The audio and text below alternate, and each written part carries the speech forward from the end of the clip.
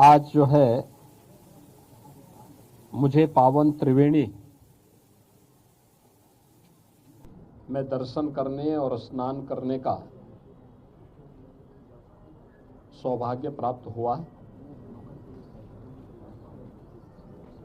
गत वर्ष इसी समय हम लोग प्रयागराज महाकुंभ की तैयारी के लिए और अंतिम रूप से आयोजन की तैयारी करने के लिए युद्ध स्तर पर लगे थे। मुझे याद है 10 जनवरी 2025 को भी मैं प्रयागराज में ही था। मेले के अंतिम तैयारी देखने के लिए मैं आया था और आज इस वर्ष माघ मेला जो पूरी भव्यता के साथ पौष पूर्णिमा 3 जनवरी 2026 से प्रारंभ हो चुका है। लगातार यह 15 फरवरी तक यह आयोजन चलेगा। जो अपेक्षा थी पौष पूर्णिमा को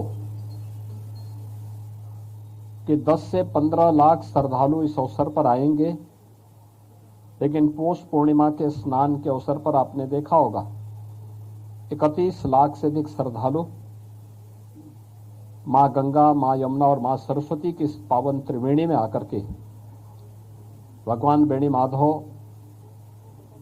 की कृपा से, बड़े हनुमान जी की कृपा से, भगवान अक्षय वट की असीम सानिध्य में उन्होंने सकुशल स्नान किया और यहाँ से आशीर्वाद लेकर के प्रस्थान किए और कल्पवासी 1 महीने के कल्पवास के लिए यहाँ पे वर्तमान में अपनी साधना में तल्लीन है। आज मुझे यहाँ पर भगवान रामानंद जी के 726वीं पावन जयंती के कार्यक्रम में भाग लेने का अवसर प्राप्त हुआ है। ये प्रयागराज का सौभाग्य है कि अनेक पूज्य ऋषि मुनियों के पावन धरा है। 12 माधव के साथ ही त्रिवेणी के पावन धरा के साथ ही यहाँ पे महर्षि भारद्वाज, महर्षि याज्ञवल्क्य और अन्य तमाम पूज्य महर्षियों का, सिद्धों का, संतों का सानिध्य इस पावन धरा को प्राप्त हुआ। 726 वर्ष पूर्व इसी पावन धरा पर जगतगुरु रामानंदाचार्य जी का भी जन्म हुआ था। आज का दारागंज उनकी जन्मस्थली के रूप में ही विख्यात है। आज उनके इस पावन जन्मोत्सव कार्यक्रम के साथ ही माघ मेले की तैयारी भी हम लोगों ने प्रारंभ की है, इसकी समीक्षा की है। यहाँ पे खास तौर पर 14-15 जनवरी को मकर संक्रांति के अवसर पर यह भी एक मकर संक्रांति का स्नान होगा। फिर 18 जनवरी मौनी अमावस्या का मुख्य स्नान होगा। इसके उपरांत 23 जनवरी को वसंत पंचमी और फिर माघ पूर्णिमा के साथ ही 15 फरवरी को महाशिवरात्रि का आयोजन भी यहाँ पर संपन्न होगा। ये सभी माघ मेले के कार्यक्रम होंगे। माघ मेले पौष पूर्णिमा से लेकर के माघ पूर्णिमा तक इस पूरे आयोजन के लिए प्रशासन ने, पुलिस ने और सभी संबंधित विभागों ने अपनी पूरी तैयारियां की हैं। पहले की तुलना में घाटों की लंबाई बढ़ाई है, स्वच्छता का विशेष ध्यान दिया गया है। भीषण शीतलहरी है, इसमें बचाव के लिए आवश्यक उपाय किए गए हैं।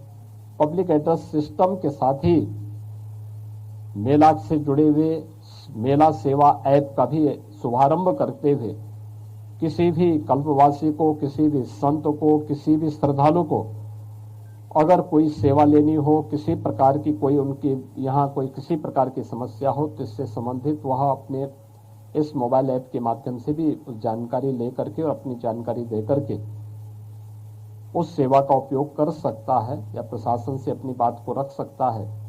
इन सभी मुद्दों को लेकर के भी यहाँ पे बेहतर उसका उपयोग किया जा रहा है और मुझे पूरा विश्वास है कि आपसी समन्वय से, तत्परता के साथ, जैसे प्रशासन ने पौष पूर्णिमा के स्नान को पूरी भव्यता के साथ, संवाद के साथ, सबके सहयोग के साथ सकुशल संपन्न किया है।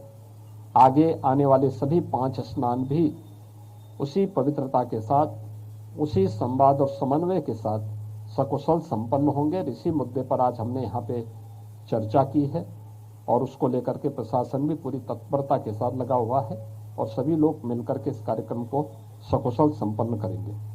धन्यवाद जी।